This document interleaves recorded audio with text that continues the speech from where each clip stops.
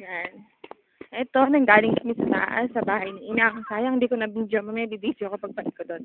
Kukuha lang ako ng damit kasi maliligo kami sa Karayan. Hapon na kami pumupunta kasi mainit daw doon sa umaga.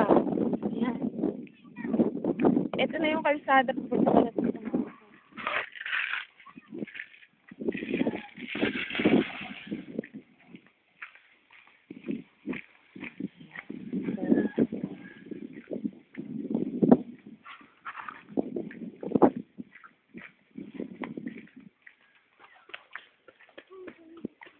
Masasabi ko itong lugar na to, nice place to live in.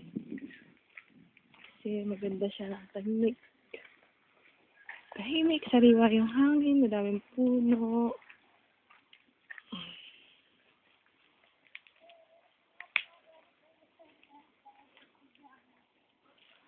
Kaya mo pa, Patricia? Kaya pa ng mga legs mo?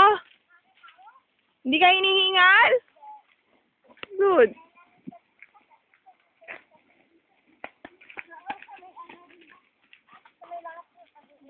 Ang layo na ang iba ng tubig dito, grabe.